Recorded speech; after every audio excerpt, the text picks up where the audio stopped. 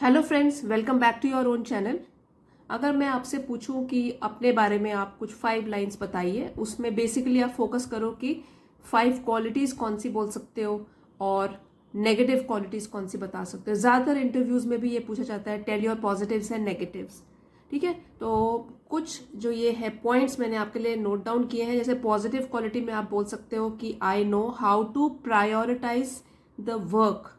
Okay, so ऐसे भी कह सकते हैं प्रायोरिटाइजिंग वर्क। अगर प्रायोरिटाइज बोलेंगे तो वो नाउन हो जाएगा, प्रायोरिटाइजिंग वर्ब की तरह काम कर रहा है। ठीक है, prioritising the work, staying focused, striking a balance between work and home, तालमेल बना के रखना वर्क काम में और घर में भी, मीटिंग डेडलाइंस। ठीक है, जो भी डेडलाइंस हैं वो टाइम पर पूरी कर लेना। I can plan strategies, I can take responsibility. So suppose आप ये बताते हो कि मेरे में ये वाली क्वालिटीज हैं, फिर पूछा जाएगा चलो नेगेटिव क्वालिटी बता दीजिए। तो उसमें आप जैसे कह सकते हैं कि I procrastinate things, I have got a negative quality of procrastination. इसका मतलब आपको पहले भी वीडियो बनाया हुआ है इसके ऊपर मैंने, जब टाल मटोल करना या फिर जो काम अभी हो सकता है उसको कल पर छोड़ देना, है ना, procrastination. And I am too easily distracted. So distractions बहुत है मेरी लाइफ में। सपोज आपने ऐसे बोल दिया, डिस्ट्रैक्शन मतलब ध्यान बंट जाता है आपका बहुत इजीली, दूसरी चीज़ों में ध्यान चला जाता है। फिर है need to work on focus and concentration, मतलब मुझे ज़्यादा ध्यान देना है फोकस करने में और कॉन्सेंट्रेशन करने में। अब ये तो मैंने आपके लिए सिर्फ ऐसे ही पॉइंट्स लिखे हैं, ये सब हम सीखेंगे आज के वीडियो में। आज जो हम पैराग्राफ पढ़ने वाले हैं वो है इफेक्टिव टाइम मैनेजमेंट। तो टाइम मैनेजमेंट, समय का ढंग से प्रबंध करना, उसको मैनेज करना, ये तो हो गया टाइम मैनेजमेंट। उसको भी किस तरीके से, इफेक्टिव तरीके से। इफेक्टिव मीन्स असरदार या प्रभावशाली तरीके से। तो ये है जैसे टाइम मैनेजमेंट एक नाउन है और किस तरीके से इफेक्टिव ये उसको डिस्क्राइब कर रहा है, ये है एडजेक्टिव। तो इस तरीके से जब भी हम पढ़ते हैं हमको उससे मैक्सिमम बेनिफिट उठाना है। जो भी आप वर्ड मीनिंग सीखते हो, सेंटेंस स्ट्रक्चर सीखते हो, स्पेलिंग सीखते हो, सिंगुलर प्लूरल कुछ भी हो, आपकी लाइफ में हमेशा काम आएगा। तो इसको क्या करना है, एक तो हम पैराग्राफ में सीखेंगे और इसको फिर इम्प्लीमेंट कर सकते हैं अपनी रियल लाइफ में भी। है तो पैराग्राफ इफेक्टिव टाइम मैनेजमेंट के ऊपर, और मैंने इसी से ही पॉइंट्स निकाल के एक और जगह उसको जो यूज किया कि अपने आप को हम डिस्क्राइब भी कर सकते हैं यहीं से वोकैबलरी सीख के। तो बहुत अच्छी वोकैबलरी है, आपको अच्छी लगेगी और आपके काम भी आएगी। आइए शुरू करते हैं आज का टॉपिक, इफेक्टिव टाइम मैनेजमेंट। जैसे भी हमने डिस्कस किया, असरदार तरीके से समय का प्रबंधन करना, ये बहुत ही इंपॉर्टेंट है आज के कॉन्टेक्स्ट में भी। Effective time management is the cornerstone of productivity and success in both personal and professional realms. इसको पढ़ेंगे रेल्म्स। तो जो इफेक्टिव टाइम मैनेजमेंट है, समय का असरदार तरीके से प्रबंधन करना, मैनेज करना टाइम को, it is the cornerstone. Cornerstone means आधारशिला और वी कैन से फाउंडेशन। तो फाउंडेशन है, नींव है, आधारशिला है किस चीज की, प्रोडक्टिविटी एंड सक्सेस। एक तो उत्पादकता की, ज्यादा से ज्यादा हम इससे प्रोड्यूस कर सकते हैं, एंड सक्सेस मीन्स सफलता। दोनों क्षेत्रों में, रेल्म मीन्स क्षेत्र, पर्सनल भी हमारे अपने निजी क्षेत्र में, व्यक्तिगत क्षेत्र में, और प्रोफेशनल जहां पे हम काम करते हैं, चाहे हम स्टूडेंट भी हों, चाहे हम नौकरी कर रहे हो कहीं पर भी, तो प्रोफेशनल फ्रंट पे भी इफेक्टिव टाइम मैनेजमेंट से हम क्या कर सकते हैं, उत्पादकता बढ़ा सकते हैं, सफल हो सकते हैं अपने व्यक्तिगत क्षेत्र में भी और व्यवसायिक क्षेत्र में भी। ये एक आधारशिला है, बहुत ही इंपॉर्टेंट है। It is a foundation stone of productivity and success. It involves, it again इसके लिए प्रोनाउन यूज किया गया इफेक्टिव टाइम मैनेजमेंट के लिए कि ये इन्वॉल्व करती है, शामिल करती है, या इसमें शामिल होता है the deliberate allocation, deliberate allocation of time to tasks and activities. तो डेलिबरेट मीन्स ध्यान देकर बनाना, योजना करना, योजना के अनुसार, और एलोकेट करना मीन्स बांटना। तो डेलिबरेट, ध्यान लगा के जो भी हम योजना बनाते हैं उस तरीके से समय को बांटना, और कि किस काम को कब करेंगे। टू टास्क, टास्क मीन्स काम, एंड एक्टिविटीज गतिविधियां, प्रायोरिटाइजिंग देम। आप पहले तो लिस्ट बना दिया काम की और हमारी गतिविधियां कौन कौन सी हमको करनी है, उसके बाद उसको प्रायोरिटी वाइज लिख लेना कि कौन सी प्राथमिकता किस एक्टिविटी को देनी है। तो prioritising them based on importance and deadlines. अब हो सकता है कि जैसे हमको कोई काम मिला है उसको हमको परसों तक ख़त्म करना है, कोई काम है उसके लिए हमको 4 डेज मिले हैं, तो प्रायोरिटी वाइज हमको क्या करना है, एक तो उसका इम्पोर्टेंस, कितना टाइम किस एक्टिविटी को करने में लगेगा, तो इम्पोर्टेंस के हिसाब से और डेडलाइन के हिसाब से हम उसको प्रायोरिटी वाइज उसकी लिस्ट बना सकते हैं। तो इफेक्टिव तरीके से टाइम को मैनेज करना क्या होता है, इसमें शामिल होता है the deliberate allocation of time to tasks and activities, prioritising them based on importance and deadlines. तो आई होप आपको ये समझ आया होगा कि प्रायोरिटी के हिसाब से उसको महत्व और समय सीमा के हिसाब से उसको प्रायोरिटी वाइज उसकी लिस्ट बनाना, जितने भी हमको काम करने हैं, एक्टिविटीज करनी है। वेल होन्ड, इसको पढ़ेंगे honed, time management strategy allows individuals to maximise their productivity. तो well honed time management strategy का मतलब होता है कि बेहतर तरीके से बनाई गई एक स्ट्रैटेजी, प्लान बनाया गया टाइम को मैनेज करने के लिए, टाइम को ढंग के तरीके से प्रबंध करना। तो अगर बेहतर तरीके से योजना बनाई जाए या प्लान किया जाए तो इससे क्या होता है, इट अलाउज इंडिविजुअल्स, तो व्यक्तियों को ये हेल्प करता है to maximise their productivity. Maximise मतलब बढ़ाना, जितनी भी उनकी प्रोडक्टिविटी है, उत्पादकता है, जितना भी वो रिजल्ट प्रोड्यूस कर सकते हैं उसको भी बढ़ा देना। अगर ढंग से स्ट्रैटेजी करी हो तो जो हमारा रिजल्ट होगा वो भी बहुत अच्छा होगा। इट रिड्यूसेस स्ट्रेस, रिड्यूस मतलब कम करना, स्ट्रेस हो गया तनाव, and achieve their goals efficiently. Achieve means हासिल करना, देयर गोल्स अपने जो भी उनके लक्ष्य होंगे, यहाँ पे इंडिविजुअल से उनके लिए यूज किया गया देयर, तो व्यक्तियों के लिए या ह्यूमंस के लिए जो भी उनके गोल्स होंगे, लक्ष्य होंगे, उनको वो प्रभावशाली तरीके से अचीव कर सकता है, हासिल कर सकता है। तो एफिशिएंटली ये एक एडवर्ब है, ठीक है। अचीव ये हो गया वर्ब और ये हो गया एडवर्ब। अचीव किस तरीके से अचीव करेगा, एफिशिएंटली, प्रभावशाली तरीके से। वैसे भी आजकल स्ट्रेस क्यों बढ़ता जा रहा है, क्योंकि वर्कलोड हमारा ज़्यादा हो जाता है, हम इफेक्टिव प्लानिंग नहीं कर पाते हैं, इसीलिए क्या होता है, बैकलॉग चलता रहता है, काम हमेशा हमारा पीछे चलता रहता है, समय आगे भागता रहता है। तो वो सब कुछ हम सॉल्व कर सकते हैं अगर हमारी जो प्लानिंग है वो इफेक्टिव तरीके से हो और एफिशिएंटली हम टाइम को मैनेज कर सकें। और स्टूडेंट्स की लाइफ में देखिए बहुत इंपॉर्टेंट है, it help students to strike a balance between academics, social life and personal growth. अब जो विद्यार्थी है उसको भी बहुत बिजी लाइफ जीनी पड़ती है, स्कूल जाएगा, फिर शाम को आके ट्यूशन जाएगा, फिर अपने फ्रेंड से भी मिलेगा, कुछ हॉबी है अगर वो भी फॉलो करेगा, तो क्या होता है, टाइम मैनेजमेंट अगर किया हुआ हो ढंग से तो उससे क्या होगा, इट हेल्प स्टूडेंट्स, तो विद्यार्थियों को हेल्प करता है टू स्ट्राइक अ बैलेंस। अब ये बहुत अच्छी फ्रेज है, स्ट्राइकिंग अ बैलेंस मतलब संतुलन बना के रखना, ठीक है। कोई भी चीज़ कम ना हो, कोई चीज़ ज़्यादा ना हो, बस उनमें संतुलन बना रहे, बैलेंस बना रहे। अब किस किस चीज़ में बैलेंस बना रहे, between academics, social life and personal growth. एक तो है पढ़ाई तो करनी है, तो शिक्षा से संबंधित जो भी चीज़ें होती हैं, फिर सोशल लाइफ भी उसको जीनी है, ठीक है, फ्रेंड से मिलने ज़रूर जाना है, और अपना पर्सनल ग्रोथ भी करना है। तो हो सकता है वो कोई भी जो इसका इंटरेस्ट होगा एक्स्ट्रा करिकुलर एक्टिविटीज़ में, तो उससे वो उसको करके, उसको सीख के अपना व्यक्तिगत विकास भी करेगा। तो इन तीनों चीज़ों में विद्यार्थियों को क्या करना पड़ता है, they have to strike a balance, उनको संतुलन बना के रखना पड़ता है।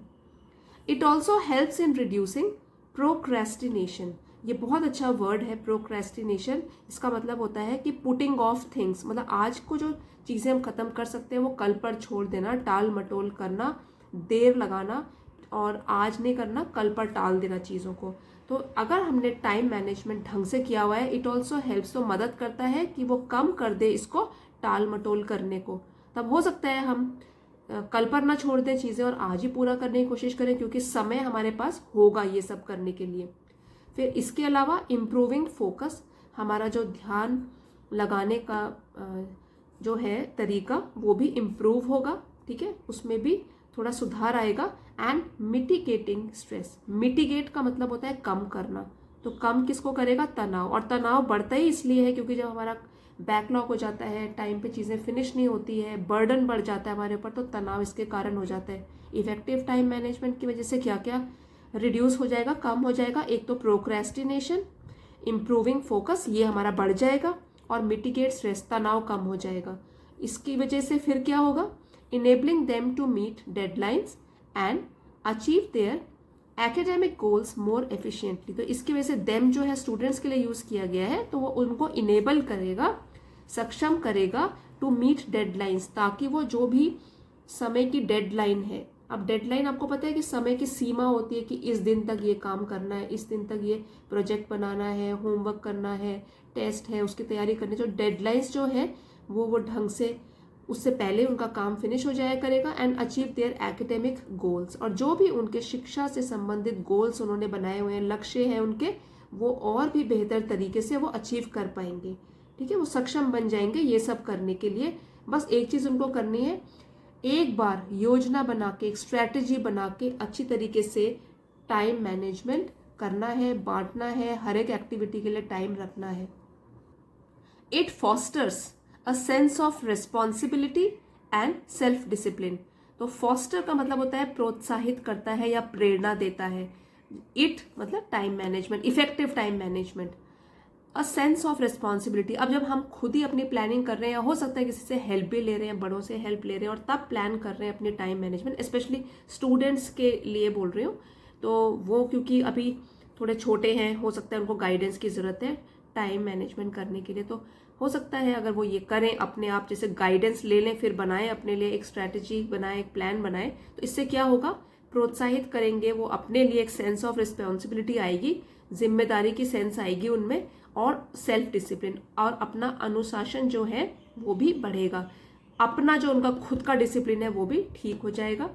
Setting a solid foundation for a successful and fulfilling, तो यहाँ पहले इतना ही कर लेते हैं। तो इसकी वजह से क्या होगा, फॉस्टर्स, ये प्रोत्साहित करता है कि ये सब हो जाए, सेटिंग अ सॉलिड फाउंडेशन, और इसकी वजह से एक नींव डल जाए, वो भी बहुत ही सॉलिड स्ट्रॉन्ग नींव डल जाए, फॉर अ सक्सेसफुल, की सफलता के लिए, सफलतापूर्वक, एंड फुलफिलिंग एजुकेशनल जर्नी, तो उनकी जो एजुकेशन शिक्षा संबंधित जो यात्रा है, एक तो वो सफलता से भरी हुई हो, और फुलफिलिंग मतलब उनको खुशी दे, फुलफिलिंग हो मतलब उनका सब काम टाइम पे पूरा हो, जिसकी वजह से उनको खुशी भी मिले।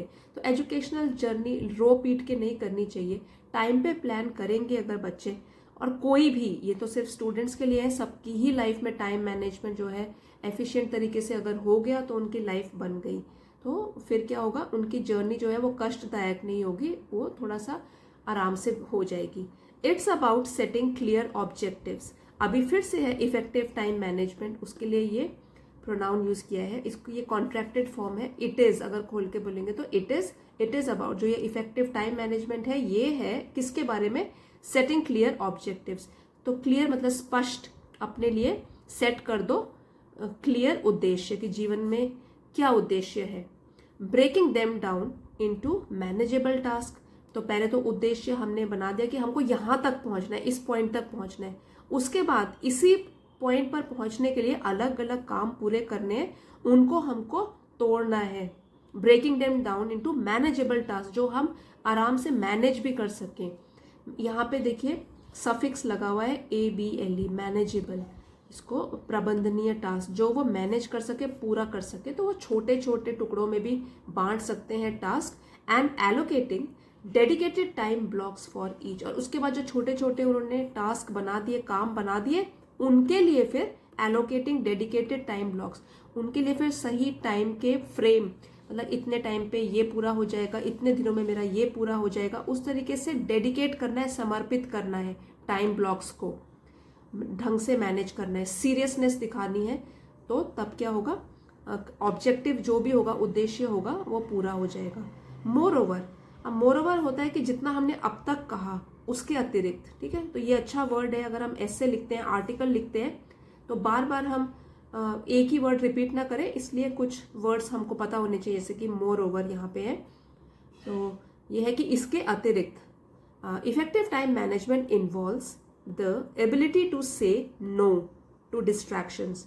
अब ये सेम चीज़ है कि ढंग के तरीके से जो टाइम मैनेजमेंट है, समय का प्रबंध करना है, उसमें शामिल है the ability to say no to distraction. Distraction का मतलब होता है कोई भी चीज़ जो हमारे ध्यान को भंग करती है।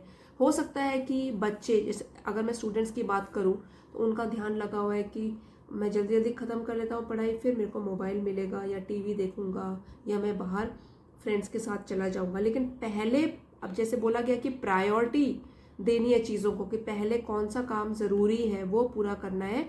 ये भी एक चीज़ है जो आपको सीखनी है, सेइंग नो टू डिस्ट्रैक्शन, कि अगर कोई भी मन में विचार आता है जो आपको डिस्ट्रैक्ट करता है, तुरंत बोल दीजिए no, first I have to complete this, then I will do that work. ये आपको नो बोलना भी आना चाहिए, एबिलिटी टू से नो, मन को इतना स्ट्रांग बनाना है।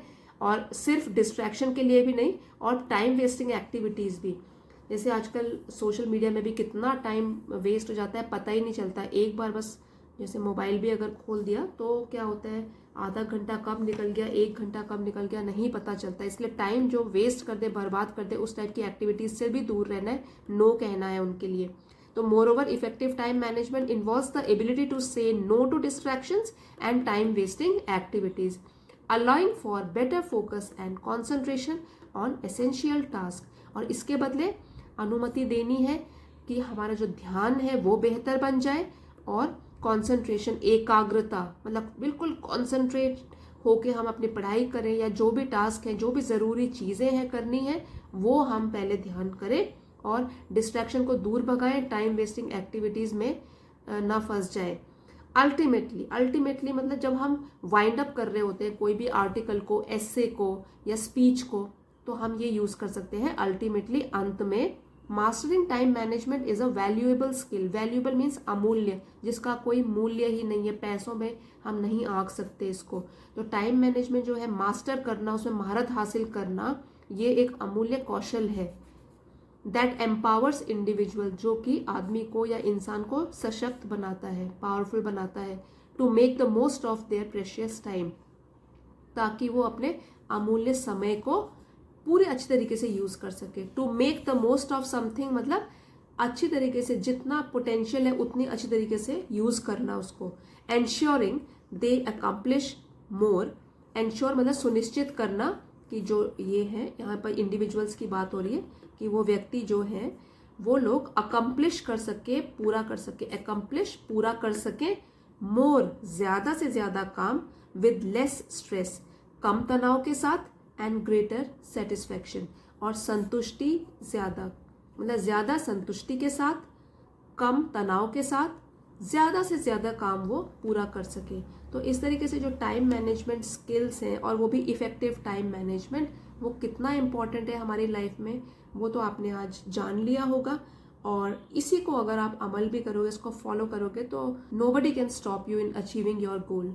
तो यही वाली नॉलेज हम अलग जगह भी ट्रांसफ़र कर सकते हैं। ज़रूरी नहीं है कि एक पैराग्राफ रीडिंग कर ली तो बस ये सिर्फ लिमिटेड है पैराग्राफ रीडिंग के लिए, नहीं, हम अलग अलग जगह भी सेम वोकैबलरी यूज़ करके हम स्पीच लिख सकते हैं, हम एसेज लिख सकते हैं, और हम अपने आप को खुद डिस्क्राइब भी कर सकते हैं, जैसे कि आपको शुरू में मैंने दिखाया, पॉजिटिव क्वालिटी, नेगेटिव क्वालिटी में यही वाली वोकैबलरी यूज़ कर सकते हैं। तो आई होप आपको आज का वीडियो पसंद आया होगा और कुछ ना कुछ आपने ज़रूर सीखा होगा। If you have like the video, please don't forget to like, share and subscribe, and please comment and let me know आपको अगर अच्छा लगा है। Thank you for watching, see you next time.